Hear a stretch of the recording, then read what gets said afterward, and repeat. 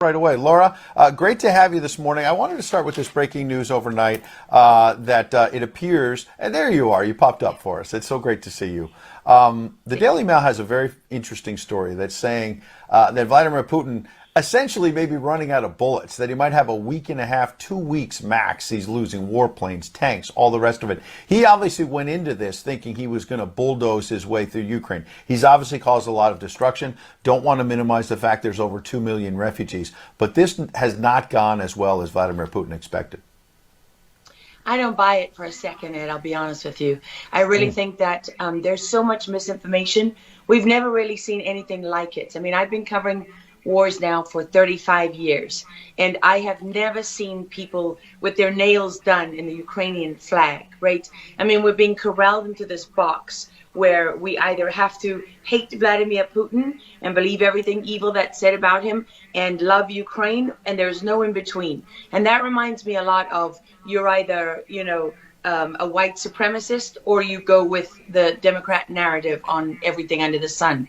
So Vladimir Putin knew exactly what he was doing when he went into Ukraine. The Russian military isn't perfect. They, for example, I've spoken to multiple defense specialists and intelligence specialists from a Defense Intelligence Agency who've studied the Russian military for years.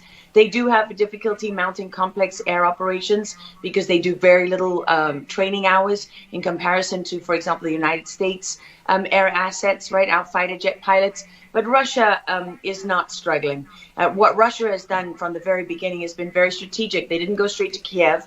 They went to all those bioweapons laboratories that are scattered all over the country. Some of them they built, so they know where they are. They've known where they are since the Soviet Union, because under the Defense Threat Reduction Program, we went in after the fall of the Soviet Union and supposedly turned those facilities from bioweapons labs into public health labs. Although, these days it's hard to believe anything that our leaders tell us, because they've lied about COVID, they lied about Russia collusion, they lied about the Ukraine impeachment trial, and there's so much more going on in Ukraine that nobody is talking about. You see such dishonesty when it comes to the history of Ukraine. You see dishonesty when it comes to the Azov battalion, which is funded by the US and NATO. I mean, you can find pictures of them online holding up the NATO flag and the swastika at the same time. Their own emblem contains the black sun of the occult, which was a Nazi SS emblem.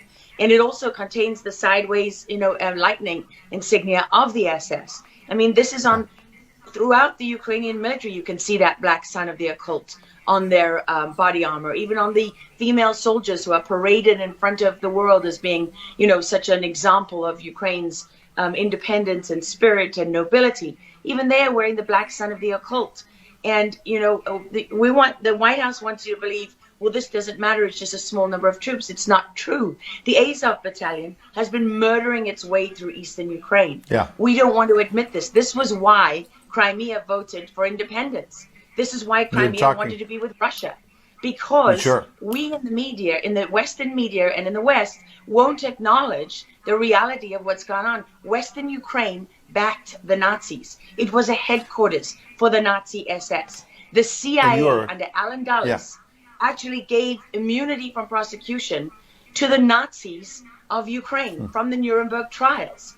So there's a long history of the United States and our intelligence agencies funding and arming Nazis in Ukraine. These are not like new neo-Nazi groups that sprung up. These are the actual Nazis from the Second World War, who, if you go back to the Nuremberg trials, said that they were planning for a 1,000-year Reich. And so you have to really wonder, as you look at this, when you know that the CIA sponsored the color revolution in Ukraine in 2013 and 14, that they selected Ukraine's leaders, go to Victoria Nuland's leaked phone conversation where she and the US ambassador are deciding who can lead Ukraine.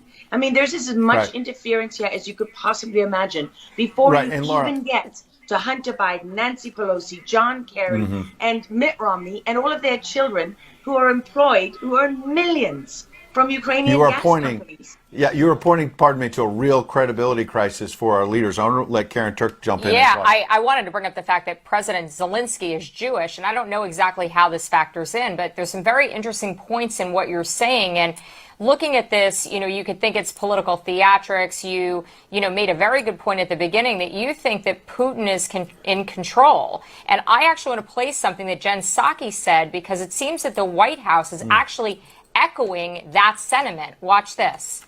Well, the end game is really a question for President Putin. We have completely crushed his economy. We have provided military assistance, humanitarian assistance to the Ukrainians, enabling them to fight back for far longer than the Russian leadership anticipated.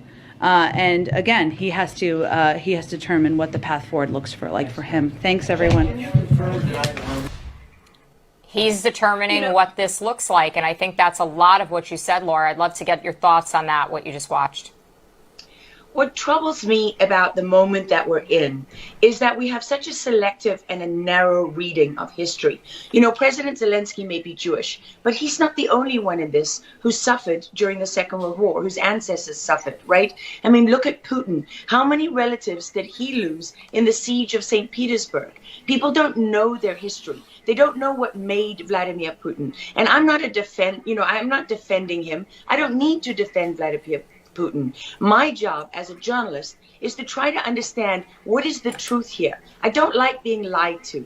And we're being lied to on an epic scale. When we're told your only choice is you have to be 100% with Zelensky, who's a puppet, who you can find on the internet in black stilettos and leather pants, with shirtless, doing a spoof Dancing with the Stars kind of entertainment video. That's a mock of a Ukrainian group that does this kind of satanic occult type of music video. And I mean, Zelensky was selected, like so many of our leaders. And honestly, with big tech and with election fraud these days, we don't know how many leaders all around the world have been selected for us and weren't actually voted in. But what we do know is that there are increasing problems with technology and the digitization of our world. Because look at what's happening with COVID. Look at what has happened globally. We are fighting the same battles all over the world. To pretend that this war is about Russia and Ukraine is just a barefaced lie. If Putin has been warning for 15 years that he is not going to stand by while the globalists take over the world, build bioweapons facilities and whatever else they're doing in Ukraine, Ukrainian oligarchs. Ukraine has been a center of money laundering for many of the leaders in this country. For how long? Billions of US dollars have been laundered through Ukraine, and we say nothing about it. These are our tax dollars. I mean, before the impeachment trial, had you ever heard of anyone in the United States, us bringing in foreign governments to the White House for anti-corruption training? I mean, does nobody question these things? Why do we not question them? We have an idiot like Lieutenant Colonel Vindman, who goes at the impeachment trial and sits there as a lieutenant colonel. He didn't even make colonel. And he's telling the president of the United States what his policy should be. You have a traitor in the form of Maria Yovanovitch, who was Obama's ambassador, who's telling Ukrainian government officials, don't listen to the will of the American people. Don't listen to the election results. We are the true leaders of America.